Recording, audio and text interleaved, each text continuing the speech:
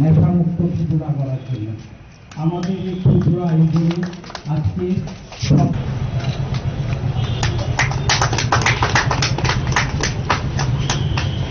তখন কি ছিল আর এখন চারিদিকে কি বলবো সি চেঞ্জটা বলার অপেক্ষা রাখে বিভিন্ন জায়গায় দেখলাম যে বিভিন্ন সাংস্কৃতিক যে বিষয় সেগুলো ওরা রাখছে।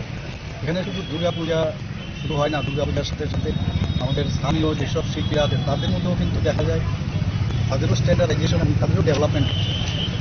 যদিও বাইরের থেকে অনেকে আসে, কিন্তু আস্তে আস্তে আমি দেখছি যে ত্রিপুরা শিল্পীরাও এনে দেখছে এখানে মণ্ডপ তৈরি হোক বা মূর্তি বানানোই হোক, মূর্তি তৈরি হোক, সমস্ত জায়গায় আমি দেখছি যে এটা লোকাল যে এই বিষয়টা কিন্তু চলে আসে।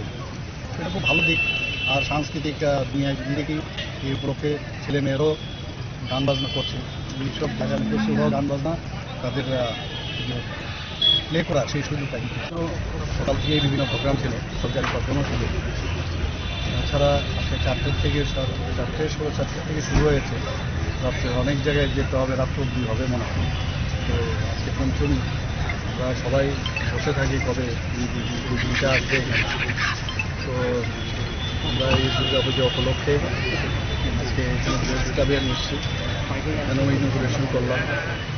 তো এটা সব দিকে একটা আনন্দের একটা যে বাতাবরণ যাকে বলে সেটা কিন্তু দেখতে পাচ্ছি। মানুষ খুশি, আমাদের সরকারের কাজকর্ম দেখে উন্নয়নমূলক কাজ যেটা আমরা মানুষ খুশি, এবং এই খুশির বাতাবরণ আমি সাধারণ মানুষের মধ্যেও প্রতিফলন দেখছি। এবং আমরা যেভাবে রাজ্যকে একটা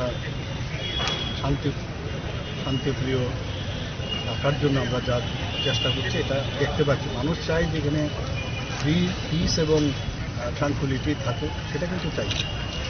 এবং আমরাও কাজ করছি বিভিন্ন যে সামাজিক সংস্থা, সেখানেও যাচ্ছি, দেখলাম যে ওনারা মানুষের জন্য এই কাজটাও কিন্তু করছে। ওনারাও দেখলাম যারা আগে দেখতে তাদেরকে এর আগেও আমি অনেক ভাবে আমি গিয়েছি, সেখানেও যারা মায়েরা আছেন, বোনেরা আছেন, মেয়েরা আছেন, তাদেরকে দেখলাম বস্ত্র উপহারেরও একটা ব্যবস্থা আছে, সেখানে সেই ব্যবস্থা ওনারা করছেন।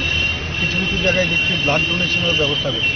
এটা খুবই একটা বহু জায়গায় আমাদের স্বচ্ছ ভারত অভিযান সেটাও করছে।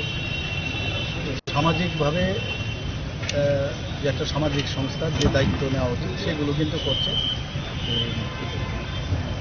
আমাদের দুর্গা মাতার আগমন উপলক্ষে তো সেটা চলছেই, সেই আরাধনা তো করছেই সবাই, এবং আমরাও এই দুর্গা মায়ের যে ভাইব্রেশন সেটা নিয়ে সাধারণ মানুষের জন্য আমরা কাজ করতে চাই, সেটাই। আর আজকের এই পঞ্চমী তিথিতে সমস্ত রাজ্যবাসীকে আমি শারদীয়ার উৎসবের অভিনন্দন জানাচ্ছি, শুভেচ্ছা জানাচ্ছি। স্যার, আজকে